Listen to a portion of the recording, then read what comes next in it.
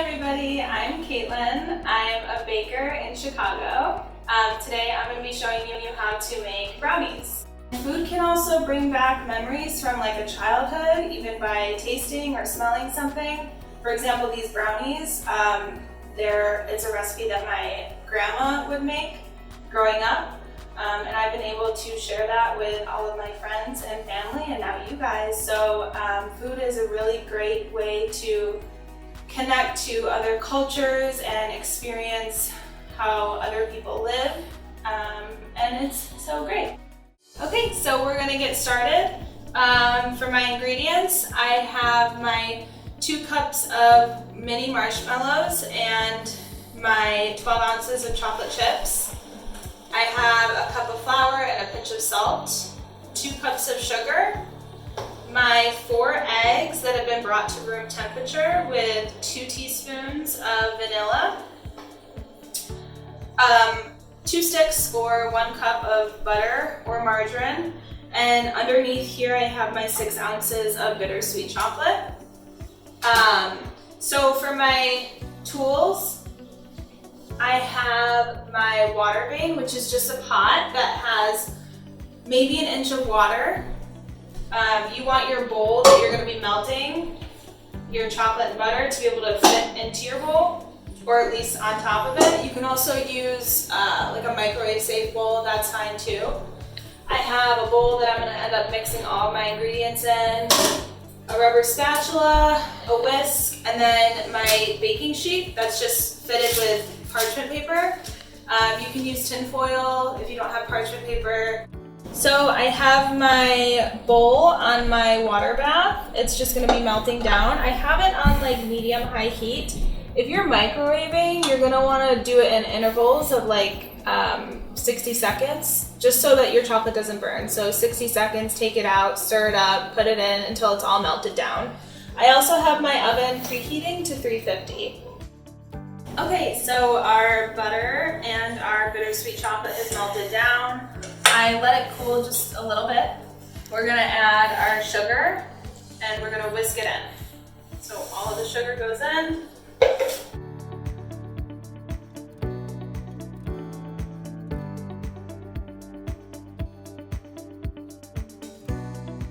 Okay, we're gonna add our eggs one at a time.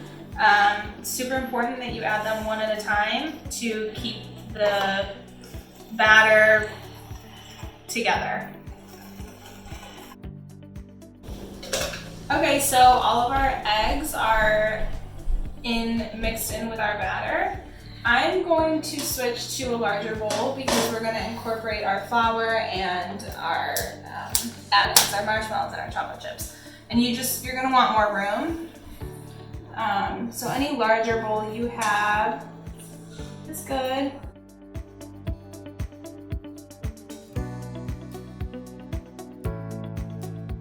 Now I'm going to add in my flour and my salt. I'm going to whisk it in.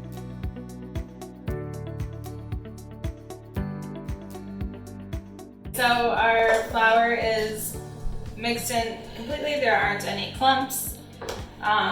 We're going to add in our marshmallows and our chocolate chips. Go right in. And then we're going to use our spatula and fold them in.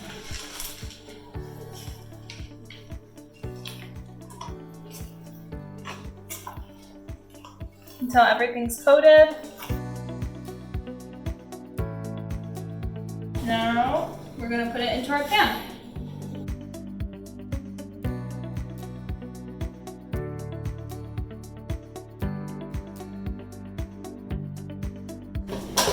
And then if you notice that your marshmallows or chocolate chips are kind of uneven, just go ahead and move them around to kind of evenly disperse it through the pan.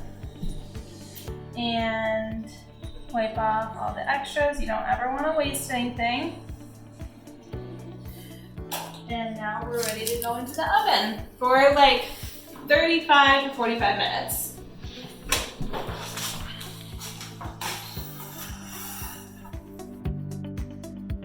So the brownies are done. They were in the oven for probably 35 to 40 minutes.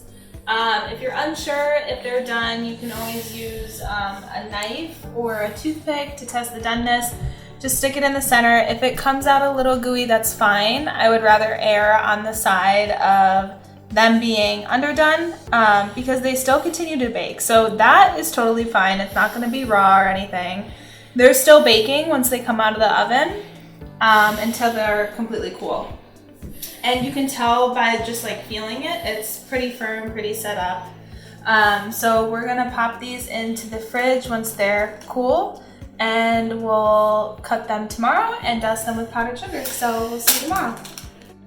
So it's the next day. Brownies have been cooling overnight.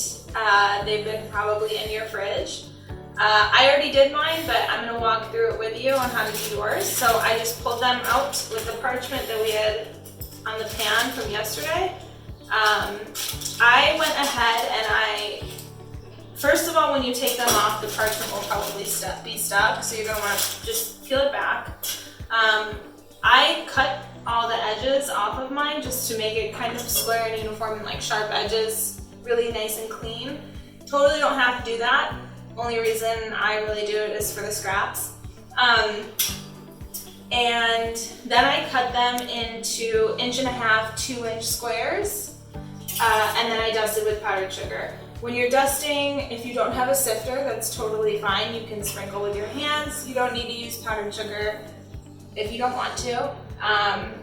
But I kind of just tap along my hand. I do a light dusting, and it helps bring just a little sweetness to the rich dark chocolate. When you're done with that, you can go ahead and store them in the same pan if you want. You can put them in a Tupperware, put them in the freezer, keep them in your fridge. Doesn't really matter. I like them in the freezer. That way they're super cold and fudgy. But pretty much when it's done, they should look super dark and fudgy and chocolatey and delicious. Thank you for watching. Don't forget to go to Facebook, Instagram, Twitter. Follow @PilotLightChefs. Also visit the Food Education Center. Click on the Family Resources to learn more about today's recipe, watch other videos, and find other additional activities there. But yeah, I hope you guys enjoy. I had a lot of fun, and thanks for watching. We want to know how you and your family are enjoying this recipe and making it together. So tag us. Find us on Twitter, Facebook, and Instagram @PilotLightChefs, #PLFamilyMeal.